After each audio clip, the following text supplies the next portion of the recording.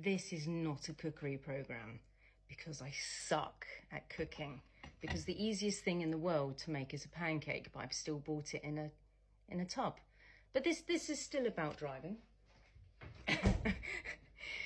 Look at the separation. Guys, this reminds me of the way that you pull away from the side of the road. If I was to make pancakes now, this would be disgusting, okay, because it has separated. Now, when you are pulling away from the side of the road, yeah, and you want to build speed nicely, or you want to pull away from a roundabout into a small gap, or you want to pull away from a traffic light without being the slowest vehicle on the road, we need to add gas. Don't separate your feet unless you are in very, very nasty, horrible situations, okay? When you are lifting up to your biting point in situations where you need to go quickly, you need to add the gas as you're coming up to your biting point so you can pull away with some oomph, with some speed. You know, you can take the small gap at the roundabout. We need to set the gas and find the biting point. We need to mix them together, people, to be able to pull away with a prompt feeling. We want to get somewhere. There is so many students who adopt pulling off with only the biting point on its own, and then afterwards adding their gas. And you can feel it, and it's so slow pulling away. Yeah, it's like, and everybody does it. I know that the majority of people who are watching this ridiculous video, yeah, I know, I'm going to keep holding that. It's just so stupid, right? But I know the majority of people who watch this do this because I've been doing my job for 23 years. Now listen, don't get me wrong. If you're pulling away from behind a car or you're in some disgusting area, okay, and you don't want to go fast, okay, we're not going to be using the gas because that could be dangerous because it will lock onto the energy that you give the car and you'll go way too quickly. So I do understand that there are times that we wouldn't do it, like an angle start coming out from behind a car. Yeah. Difficult driving, maybe really, really sharp left-hand turns from a main road, okay? Maybe even coming out from a really, really disgusting T-junction, maybe not. But pulling away from a traffic light, certainly at a roundabout, yeah? And if you have a stalling problem, I strongly recommend that you add gas.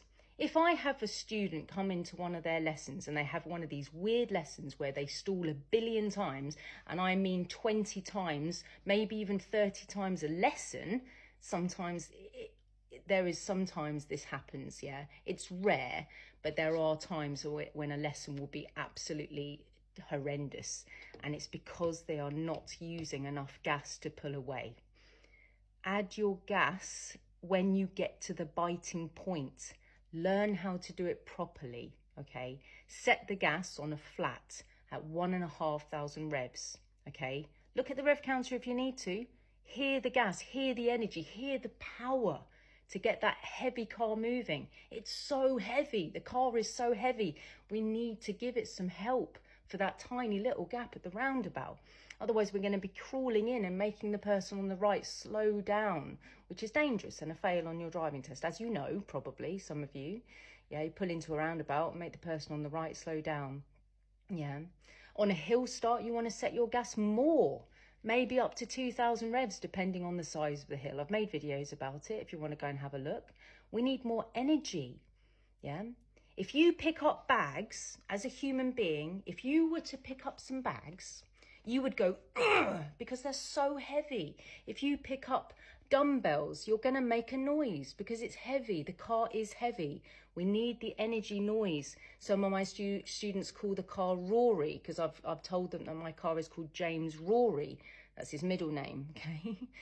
Because we want Rory to be involved with our drive. Rory's there, Rory, make it roar like a lion, yeah? We need the energy noise in certain situations. If you were to hang out next to a roundabout and listen to cars, they're going to be noisy as they enter because they're using gas, yeah?